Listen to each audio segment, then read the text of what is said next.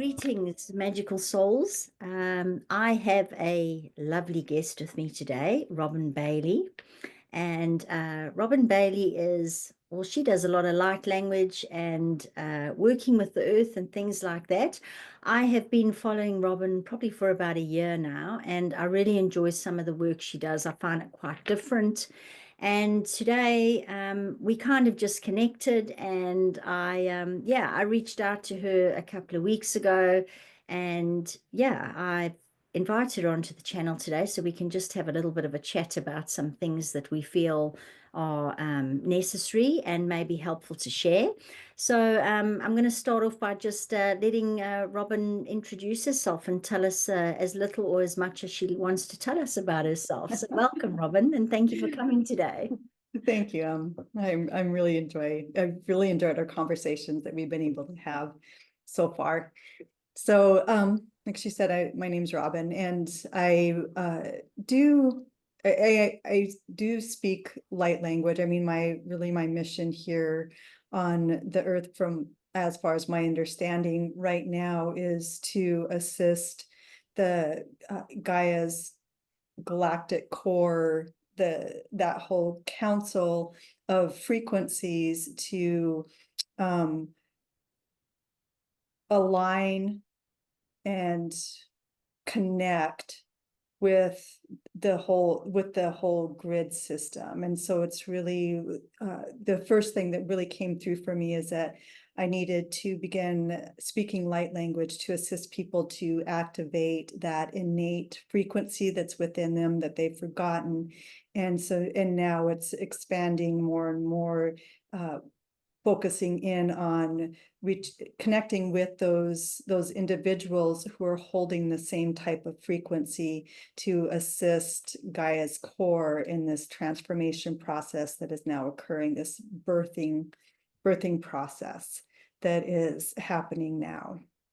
So that's just briefly kind of what I do. That's the main thing that I really enjoy doing or talking about. And Yeah, and I mean, I think that's so awesome, and it's so important for us to just remember that we are, we're holding those frequencies that sometimes now just need to be activated, and we are. I mean, it doesn't really matter what any light worker or starseed is doing on the planet, whatever you want to call yourself, but at the end of the day, I mean, I'm working predominantly with animals. Some people are working with people. It doesn't really matter what you're doing. We're all ultimately wanting to help our planet and move into this sort of new earth, as people call it. So I do, I mean, I did your activations, the 7 that you did, and some of them were really, really, I mean, I had all sorts of things going on with some of the images that were on there. And I also did the series that you did for the body over the 31 days. And I yeah. found those really interesting as well. So there was something about your sort of the light language offerings, I guess, that you've been putting out on YouTube that just it drew me in, and I thought it's quite different but a very sort of grounded energy. And so I'm really glad that we've connected, because I think that for me, the animals are very much a part of Earth.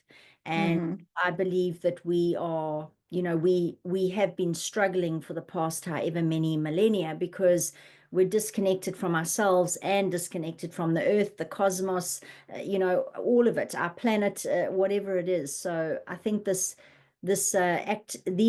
activations and the work that you're doing with the grids and with the core is really, really important at this time. There's a couple things that you're talking about that I wanted to share a little bit about is, so the first one was the holding the frequencies. And so I just want to share, this is just so to understand that we get like images or understandings based on kind of how based on things that make sense to us. So one of the things that came through for me back in, I don't know, it must have been like 17, something like that. But as I was having kind of like a vision, and I saw myself standing on this beach, and there was something going into the ocean. And I'm like, and as I was watching it, I was like, oh, and there was a bear beside me. There was this white, it was like a grizzly bear. It wasn't like a polar bear, it was like a white grizzly bear. But so anyway,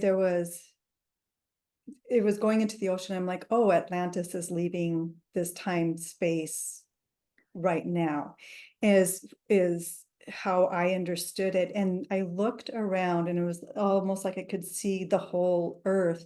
And there's these other light dots around. They look like little, like if you're looking at twinkling stars or something like that around the earth. I'm like, oh, those are others like me. And when I was standing on the beach, I was holding these, they look like stone tablets or something with codes written on them.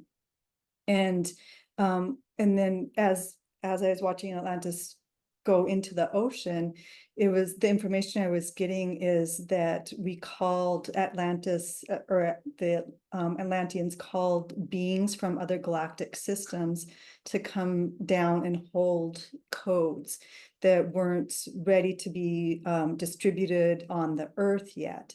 And I was one of those other galactic beings that came down and said I would hold the codes, and there was other dots around doing the same thing. And so when you're saying, we're holding codes, there's not, I don't know how many there are, but there's not like millions and millions of us. When I don't know if you've had this experience, but I had this experience that there's um how would I put it? It's like I'm have an acquired taste type of thing. It's like certain people are attracted to me and others are not. And it's because uh like I'm not going to work with millions and millions of people or masses and masses of people. I'm working with those who are also holding codes. And all of us come in differently. And so for me, when I chose to hold the codes, I made the agreement that I would stay on the earth until it was time for me to incarnate as a human being. And so this is like my first human being incarnation. And yeah, at first I thought that's what everyone did. And more I'm meeting people. It's like, no, we each made our own, we're like, this is what we'll do in order to hold these codes. This is what I'm going to do. And so, but you're talking about animals and the stuff that the things that information you're getting from animals, because like I came in as a human, but there's also going to be, we know that like dolphins and whales and different sea animals hold, through their toning, hold these beautiful codes. And so the animals, like what you're working with, are holding codes, and then you're speaking them out for, in language that humans can understand, that the masses of humans can understand. And so we're all, so the people who are attracted to work with me are those who have um, a similar frequency, but also a similar mission, if you will, here on this earth. And for whatever reason, one of the things that I was to do is to assist. Some of the codes I had is to assist people to wake up to that, to remember it. It's just a remembering. It's just that I get to assist in that process. So Yeah. is one of the things that I get to do. And then there was something else. I need to start taking notes when I do these things because I forget.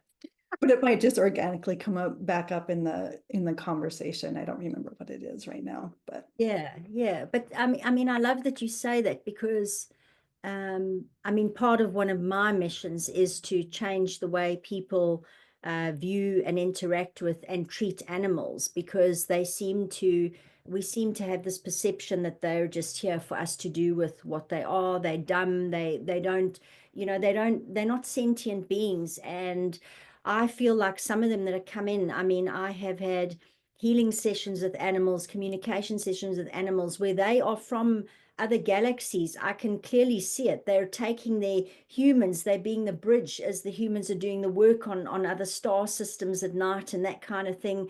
There was a dog that I had that was just complete angelic frequencies that she's anchoring in. And so for me, I believe that some of the animals, are also, as you said, they're holding the frequencies, but I think, maybe, I don't know, 20 years ago, I thought it was just the dolphins and the whales. But now that I'm working, I'm realizing that it can even be a bird, it can be an ant, it can be, who are we to say who's important or whatever it is? Mhm. But it really has become this most magical journey. And that's really what I'm loving about what I'm doing, is because I think we're more and more people are starting to realize that we are all souls just in different physical vessels. Mhm.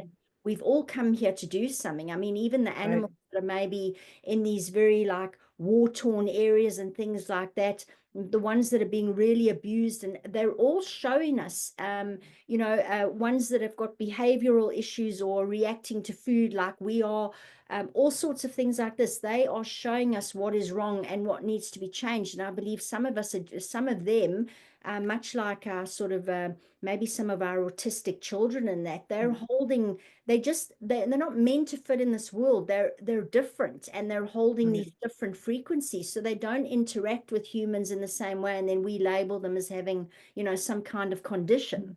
So Right. yeah, totally with you there. Yeah, yeah, and that actually was one of the things I was going to bring up about the animals was that, we look at different star systems, and when you like people who see, sometimes they like try to draw or explain what they look like, and there's like, people are like, well, that being looks like a cat being or a dog being or grasshopper or what's the Yeah, and I've loc heard of locust, praying mantises and yeah, mantises, yes, yes. different things like that. And so we did all choose to come in differently.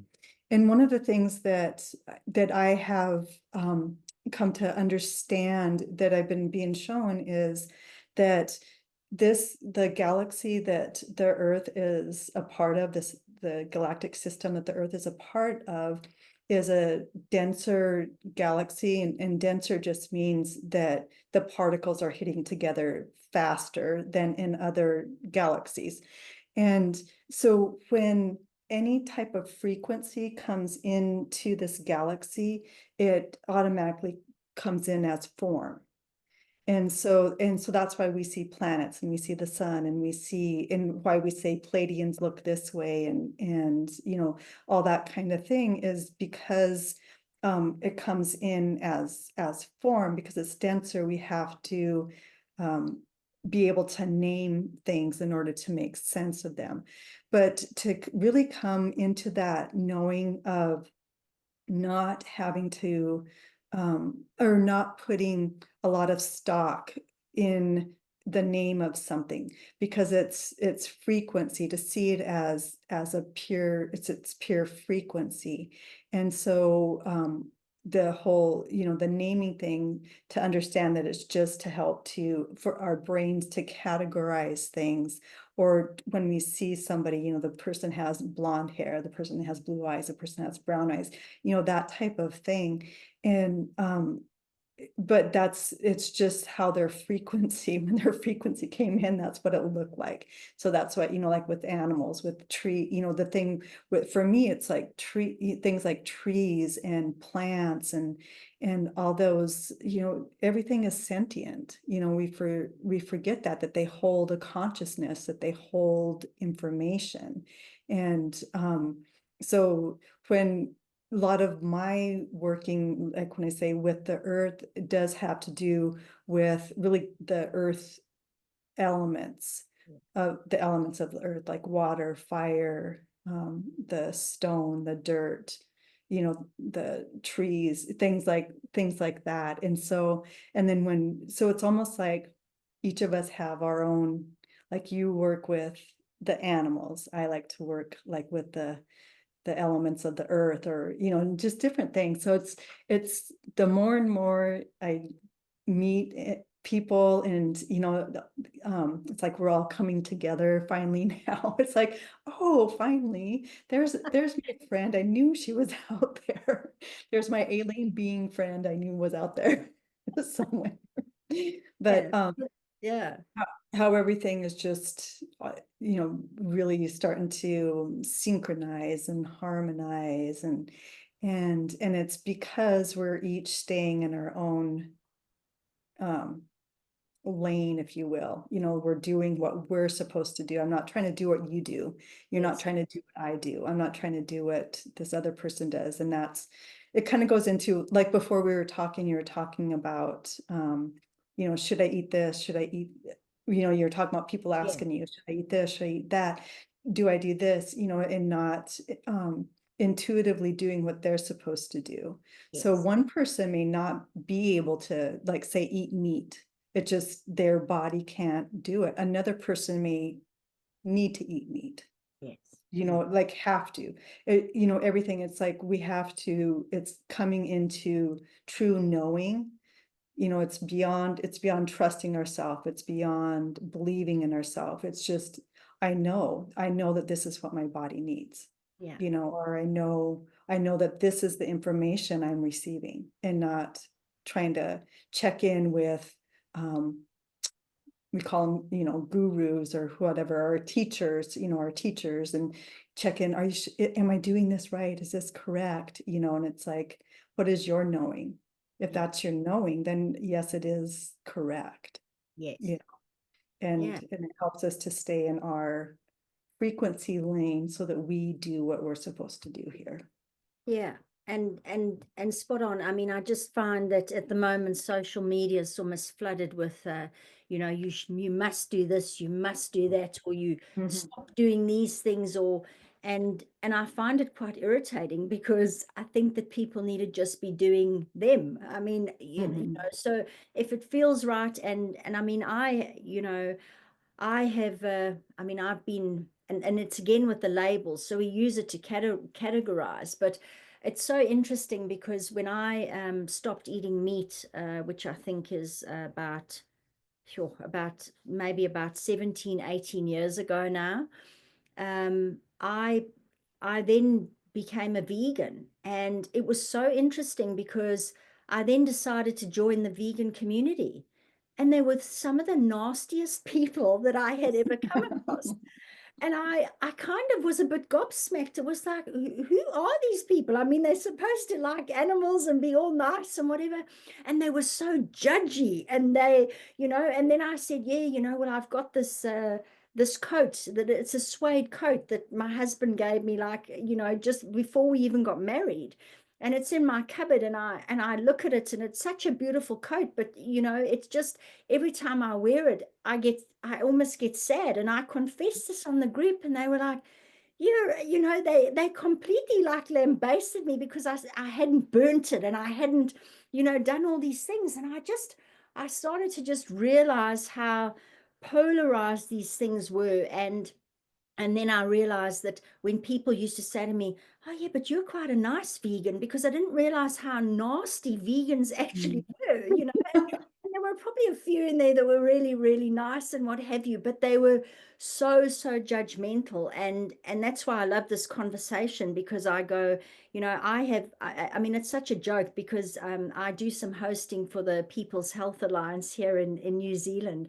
And the one I got the one evening was, she was discussing the carnivore diet. And my friend phoned me and was like, shouldn't you be getting somebody else to do this? How can you host somebody who's going to be talking about just eating meat? And I said to her, because it doesn't bother me. It's not, I'm doing my thing, and some people need to eat meat. I Mhm. fully understand that. And so it's not being judgmental, and it's just really, if people, I think, can be more comfortable in what they're doing and know that they're doing the right thing, they feel less need to almost lash out at other people. You know, if, as you said, if you know that what you're doing is right and you're strong in your center, even if somebody does come at you, it's like water off a duck's back. It doesn't matter, Right. you know. Right. So Yeah. really important to be trying to do you at the moment and stop listening to, you know, you can't ascend unless you're vegan, and if you want to you know, lose the menopause symptoms, you must stop eating this and this and this. I Yeah. mean, if I want a bloody bar of chocolate, I chuck a bar of chocolate, you know. So yeah, it's just I guess everything in moderation and just listening to the body, because there are days where I don't want certain things, Mhm. and then there are days where I'll go, oh, I'm not sure about this, and I'll eat it, and almost within 10 minutes of eating I'm having some kind of reaction. So for me Mhm. it's getting easier and easier to actually figure out what my body's asking for, but of course you have to be present and you have to be almost in tune with your body Right. and not Yeah. distracted. Right. Well, it kind of goes with the whole mentality that is still really prevalent out there of good, bad, right or wrong, dualism, the Yeah, dualism. In order for me to be right, you have to be wrong type of thing. And it's like, no, I'm right and you're right. And I don't subscribe to what you're saying, and you're right. You know, it's being able to say that. And it is really being in tune with your body and listening to what your body needs and understanding that um this there's a couple things, and this was before I really got on the path that I'm on right now. I used to be a mental health therapist, and there are some nuggets of information that I was like, I was so blessed that I got those early on in that career. Otherwise, it would have been that's a whole nother topic. But anyway, um, is one of the one of the things is going back to kind of that kind of guru, or I have to listen to so and so, is one of the things that was told to me was nobody can teach you anything. We all already have that knowing. Nobody is your teacher. It's just that they're reminding you of what you've forgotten. And I mean, I can't even tell you how much that has helped me just in every aspect of my life is that we don't have to have a teacher. I don't have to have somebody who I follow. Like on my website, I have like mentorship programs, but it's not so that the intention of that isn't to be your teacher.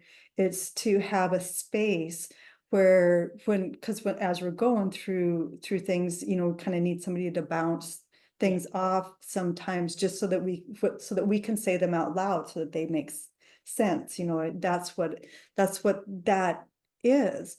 And so to really understand, nobody can teach you anything. You know, it's just it's like, oh, it triggered a memory, triggered my remembrance. And the other thing was, and that came from, well, actually, it was a meditation class. She was a Buddhist. I don't know, Tara Brach. I don't know if you've ever heard of her, but she does a lot of meditate. I really like just her meditations and stuff. But anyway, um, then the other person was, her name is Clarissa Pincoles Estes or something. She has an interesting background. She wrote the book, Women Who Run with Wolves. oh, okay, But anyway, I was listening to her. She doesn't really have I think that's about any book, but on Audible, she had just some talks that she was doing on there. And so I was listening to one, and it was about the body and just how she's like, you know, our body is our first spirit guide that comes in with us. It gives us all the information that we need if we will just listen to it, yeah, you know. And so and that really hit home. As like, oh wow, yeah, that is so true. It's like our bodies know everything. And I tell people that it's you know, like you get it, but I get a lot of people that like look at me blankly like, what do you that doesn't make any sense. How can our body tell me that I'm sick, or, or I mean, tell me that I have anything, it's like your body tells you everything. Your body gives you warning signs before you trip and fall, Yes, if yeah, you're paying attention. And but anyway, so that was so that was so helpful for me as I was assisting people, like, because I did a lot of trauma work, assisting people through their trauma, and to be able to uh, be in contact with their body, and and how their body was actually assisting them. But the other thing was the have you heard of Carolyn Mays? no, Is Carolyn, or some people say Mize, but she says her last name is Mays. It's Myes, or whatever. But anyway, she does these, she's a medical intuitive. And one of the things that she said that was so helpful for me, it was helpful because it was like, that's what I've been telling people. No one says that. And now this person is saying the same thing, is she's like, some of the most intuitive people are people who who us spiritual people say are unhealthy, or aren't spiritual enough. She goes, a lot of them are way more intuitive than somebody who meditates all day and who eats a vegan diet, or eats a specific way, or does a specific practice every single day, because it goes into that. It's that rigidness, the religion. It goes into dogma and religion. It just becomes your religion, yeah. and rather than it just being a state of being. Intuitiveness is a state, Yeah, a I was state just of about to say, being. so you get stuck in the almost doing of the Mhm. maybe the rituals that you've got set up rather than just being in flow, and you go, well, I don't feel like doing that today. I'm going to do something else. And that's Mhm. really that's to me, that's what flow is. It's Right, flowing with what you're intuitively guided to do. right, Yeah. yeah. Yes, I love that. And I love the looking at the body as your first spiritual guide, because your first guide, because we've been conditioned to think that our bodies are these like failing suits, and they just are predisposed to all these conditions and whatever. And I keep trying to say to people, your body is this awesome, awesome vessel that is self-tuning, self-healing. Mhm. It does all these things. And so to almost look at it as like your guide in that, because it really is the vehicle, I guess, is these spiritual beings being in this physical form that we do go through life with. It really, Right. it's our feedback, it's how we experience this life. Mhm. So I love that. I think it's because then you can almost start looking at it as like another one of your team rather than this enemy. Right. It is our team. I mean, it's part of our whole system. Hmm. It's not like our physical body is separate from our energy body. Yeah, It's a part of it. yeah. And that's why I did that 31-day activation. I love those. And those were so fun, because it was like, okay, this isn't me at all, because they just flowed.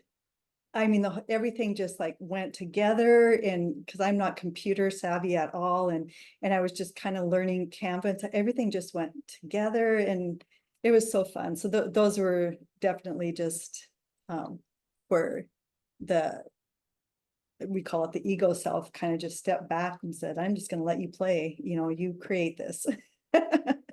And what I loved about them is I was doing them sort of every night when I got into bed, and there were certain ones that I almost had like a physical sensation. There were others that were quite almost nothing, and others that I tried to do several times afterwards, and every time I did them, I would fall asleep. And I know that that's normally indicative of just the body needing to be, my Right. consciousness almost needing to be somewhere else.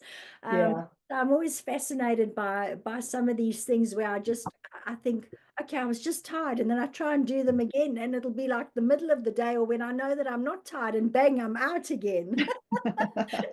So I really enjoyed those. I mean, they were amazing. And maybe that's a good thing to just talk about, how our bodies are when we want to discharge stuff. So I know that I mentioned to you, and this is something that I wanted to talk about for people to be aware of, but what I'd recently noticed is that when I was going outside, so for a while I've been going outside, and when I'm on the beach, I draw sacred geometry. I let the waves wash the sacred geometry symbols into the ocean. And a lot of the time I stand in the symbols and I almost envisage that I'm bringing light down and anchoring it into the earth. But what Mhm. I've noticed that I've started doing lately and more recently is I need to go outside and I dump all my stuff into the planet. I'm like dumping like everything that I don't need anymore, all the density, maybe if my mind's been too busy, and I'm doing that kind of thing. And then I'm feeling so much clearer. And then I've got so much gratitude for the earth. And you and I had a conversation around this. And I wanted you to explain to everybody out there listening how you were talking about really that we don't need to feel guilty about giving the stuff that we're carrying to the earth because she actually needs it. So maybe I'll just I'll let you dive in. Okay. Um, so that was for a lot of time for people who are more like empathic or more sensitive that way. For me is when I was experiencing something, say like anger or intense sadness or grief or whatever it might be, is that I would hold it in my body. I'd keep it in my body. And I would always hear people say, just give it to the earth, go, walk on the earth and just give it to the earth. And I'm like, I don't like holding this. This doesn't feel good in my body. Why would I give it to the earth? That sounded mean Yeah. to do that, to give it to the earth. But I was going through this period, often people call it like the dark night of the soul. And so during that period, and those of us who've gone through it know that it's like this horrible experience, but yet you're getting all this information at the same time. And so one of the things is I was just kind of just being with myself, and I don't remember the exact like what brought me into this state, but I was visualizing. I just saw myself walking, and I would unzip and this stuff would come off, and I'd just keep walking, then walk a little bit further, then I'd unzip, and I kept doing that. And I'm like, what am I doing? And as I was talking, I don't know if there was like, if I saw like a guide in front of me, I don't know who I was talking to. I'm like, what am I doing? But the earth started to talk to me, and she said, you're dropping your frequency suits. She goes, you're just dropping those denser frequencies into the earth. I need those denser frequencies. I transform those and create from those. And so she was like, and just showing me, like how that, in order to grow a plant, literally we feed it shit, compost. Yeah. And that helps the plant to grow. She goes, I need your shit. She goes, just imagine if everybody were to drop all of their anger, all of their hatred into me, she would just bloom and explode, and be this beautiful sacred geometry, that we'd be able to see her full essence of who she is. But just the whole, drop your frequency suits, and just to allow those frequency suits to drop that.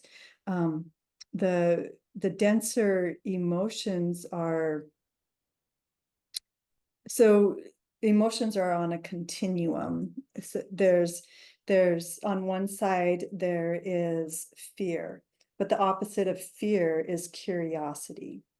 And so but we don't want it, we can't live in complete fear, because I mean the extreme of that is like being an agoraphobic and afraid of everything.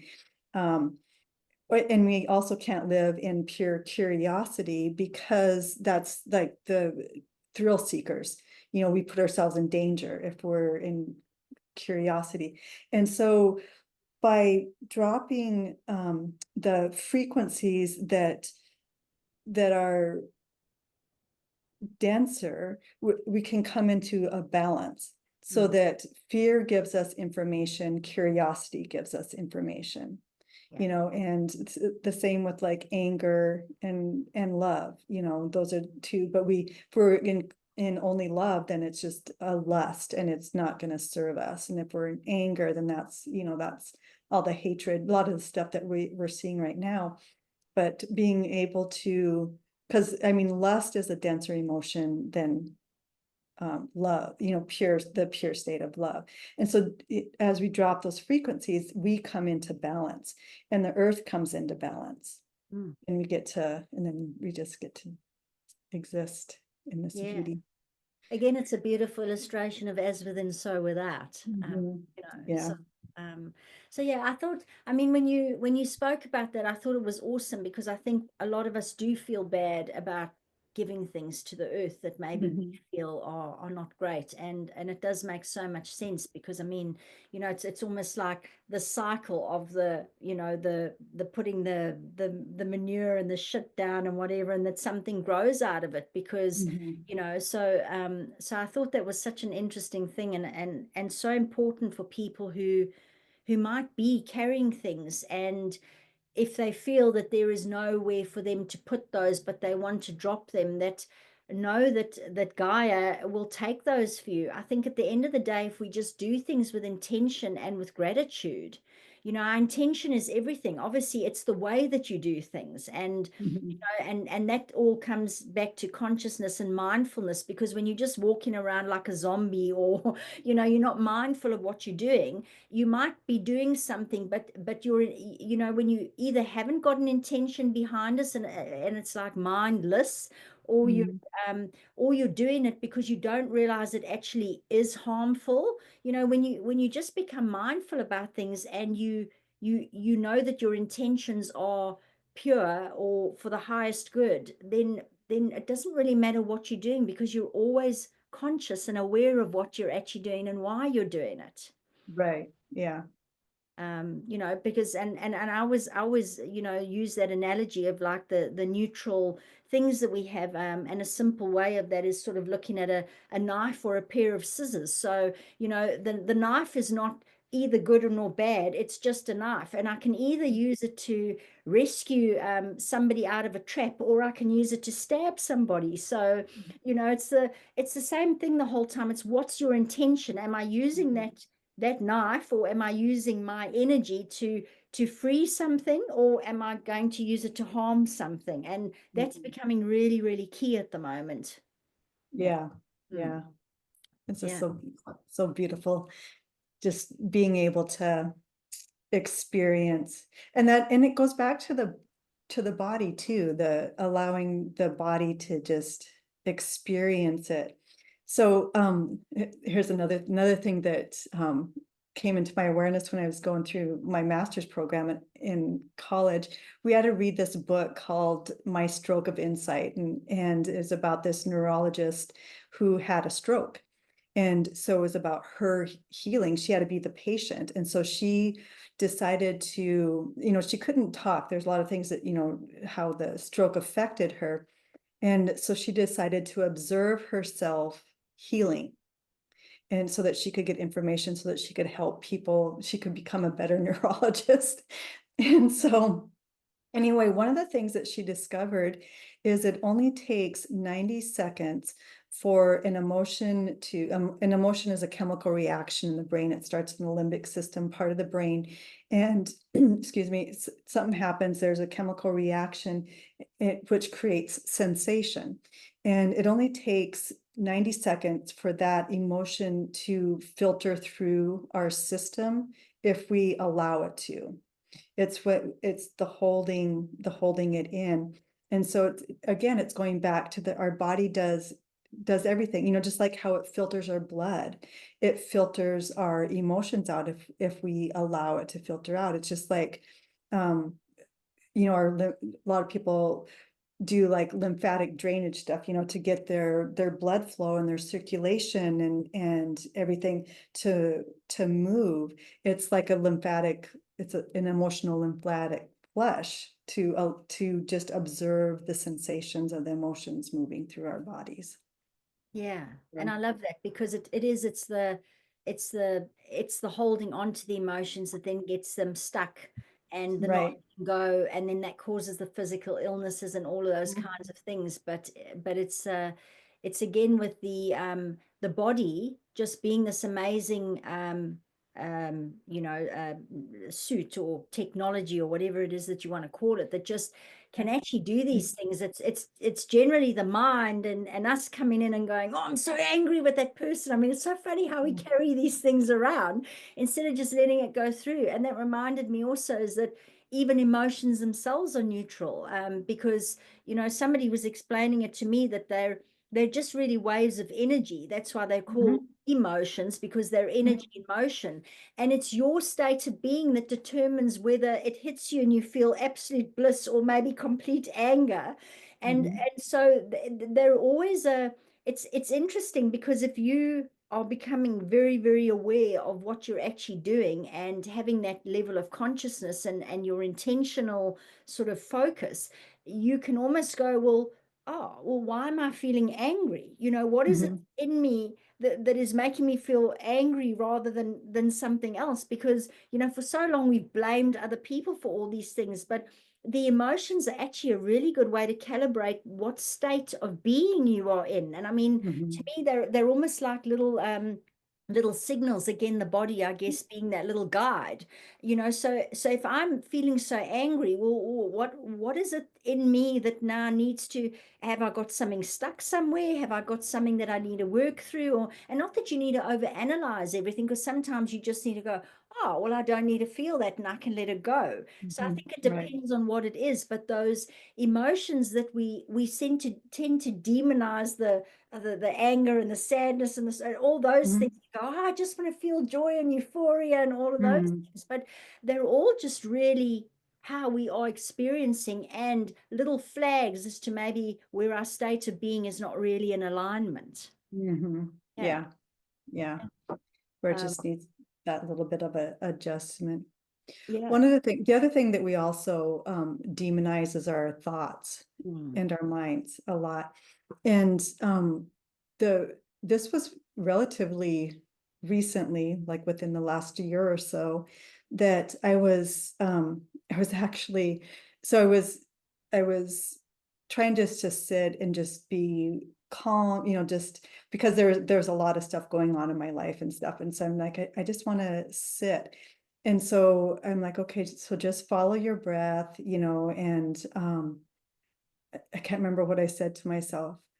And oh, it was just be. I think I was just saying, just breathe, just be with this.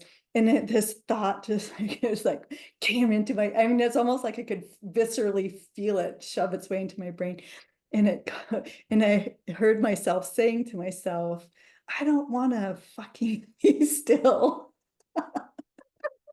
And stuff. And I'm like, but at the same time, it was really weird because there's this part of me that was like, I don't want to do this. And this part was like, all Zen and stuff. And so this part of me was like, oh, you just need a different job. You need a different job. Like I've heard from different meditate people who teach meditation and stuff, say just give your thoughts a different job type of thing. And I'm like, oh, you just need a different job. And then when I did that, the thoughts started to tell me what was going on.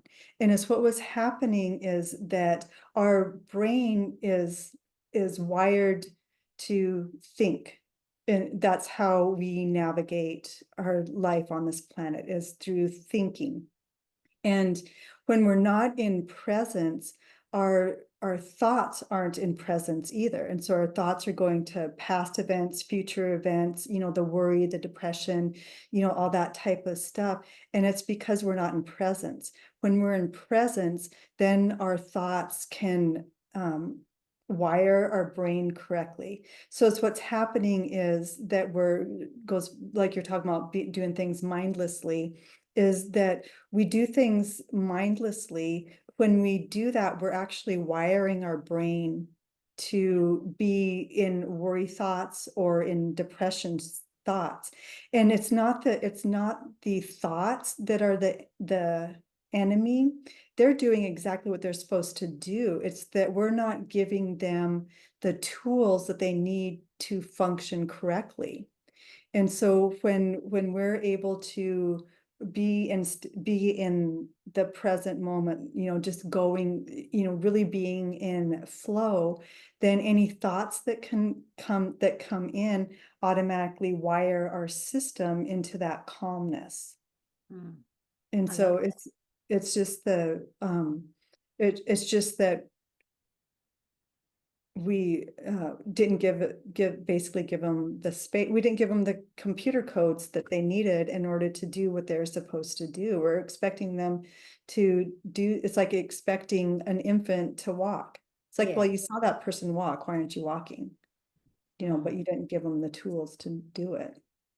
Yeah, and it's such an interesting thing, and I really like it because I feel like I'm fighting my mind a lot of the time, and I've noticed recently that it's been a little bit in some instances very much easier to sort of clear the thoughts, and then I'll have days where my thoughts seem to be running rampant. And maybe that is just really another barometer of how present I am, or maybe, so that's I really like that. And again, it's I'm not seeing as the mind being the demon or the ego or whatever, because we know that it's part of us and it's very Mhm. necessary. We can't operate without that while we're in a Right, physical body. I mean, it's the whole right, reason why it's here. right, I think right. just because of where we've been and all the programs and all the, I guess, living life essentially disconnected from ourselves, from the planet, from everything, has made us feel this way. But it's actually our friend, just like our body's our friend, our emotions are our friend. Nothing is to be seen as, oh, I don't want to go there, because well, that's like being in resistance to as well. So that's a whole nother Yeah, story. But it's just, it really is the just using these things to almost allow it to go, okay, well, where am I off kilter? How do I need to recalibrate myself? What do I need?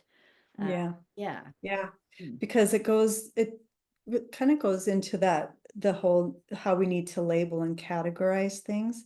If we relabel it, it becomes something different, right? If we relabel our thoughts as information or a friend, if we relabel ego as something here that's to assist us and not something that we're to get rid of. It's like when we tell our ego, I want to get rid of you, I mean, if I told you I want to get rid of you, what would you do? You would have a reaction, right? You know, and and that's what the ego does. We say we've got to get rid of the ego, we got to get rid of the ego. And it's like, no, you got to integrate the ego. You got to Exactly. integrate the ego with you, but it goes back to that labeling and label it differently. Words have frequency, and Yeah. so label it differently. I know one of the way I learned that lesson was I was in the house we had purchased. The neighbors had probably three or four or more dogs, and that would bark, and they'd be barking through the night. And so I labeled that as noise. That's annoying. It's noise. So I'd always sleep with my window shut, where I like to sleep with my window open. And it was during the rainy season, and I love listening to rain, especially while I'm sleeping. And I woke up one morning and I'd missed the rain because I had shut the window because I didn't want to hear the dogs barking. And I'm like, oh, I just need to relabel that as sound. They're just making a sound. And so every time I heard the dogs barking, I'd say, oh, that's just a sound. My whole system would just calm down. It's like it's just a sound. It wasn't noise. Mm. And to me, when I say noise to me means something that's annoying, Mm. a Yes. sound that's annoying. And if I Yes. just say it's a sound, then it's just a sound. Mm. Yeah. And so it goes back to name it different, relabel what you're calling things. And it Mm. is, like you're saying, the barometer. That's what it's a barometer for me. If I'm being triggered all day long, or my thoughts, or it's like that's a barometer. It's like, okay, so where am I? I'm Yeah. not here. Yeah, exactly, exactly. And it's interesting because I've been sort of looking at how I do sort of my meditation and that kind of thing, and I've been connecting a little bit more with my inner child. And so again to this thing of meditation, we were talking earlier about flow. And I actually said to my inner child, are we going to continue meditating like this? Is what would you like to do? And she was like, no, we're not going to do this quiet stuff every day. I want to go outside and I want to dance under the trees, but I want like outfits, I want glitter, I want all these things. And I mean, I have things in my cupboard that would probably frighten people, like wings and outfits and all sorts of things, because I I've love always it. felt like a bit of a fairy. But it was so interesting because there's some days where I do feel almost like I want to move. And we know that you Mhm. can do walking meditations. We know that art is a form of meditation, dance, singing, all of these things. So again, it's doing what you want to do. And I find that sometimes on the days where I'm just feeling like, okay, it's not a quiet day, to just go Mhm. outside, be under the trees, singing and dancing. I mean, I don't care if people think I'm mad. I just got to be a little bit careful because I don't want to be locked up.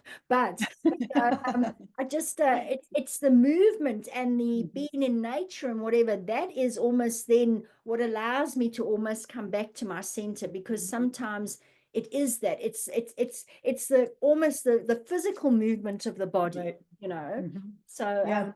and again, it's a very something that must be, I think, completely unique to people. So I think the days Mhm. of sitting, in meditation like this and whatever it is that you're doing, that's not even working for me anymore all the time. Right. So Right. yeah. Yeah, it goes back to that intuition. Do what your Yeah, bodies, and that's why, our bodies is our spirit guide, is a guide of ours, is because it's going to tell you, no, actually, if you want to connect with your full essence self, this is what you need to do today, yeah, or right now, or whatever. And it's not going to look the same yeah, all the time. yeah. Oh, wow. So that's beautiful. Yeah. So, so I also wanted to share with the listeners that Robin and I may be doing some work together, which is really nice. So I've told Robin about the sort of global work that I do, and sort of when people join me and we go to places on the planet to help the animals and open portals and bring light in and all that good stuff. And I'm really excited because Robin's probably going to join. Me on some of those, and just Sorry. yeah, help us to work with the grids of the earth, and to work with the portals and all those things, and just so I'm looking forward to that, and I'm going to change those up a bit this year, because I've disengaged a lot from the news and that, because I was just finding it was making me miserable. So instead of having a response to like an event, whether it's a war or extreme weather or things like that, I think I'm just going to go around the planet and open portals and just spread light. I'm just going to Mhm. almost just be intuitively guided as to where I want to be, but I'm not actually going to respond to events anymore. And I think Mhm.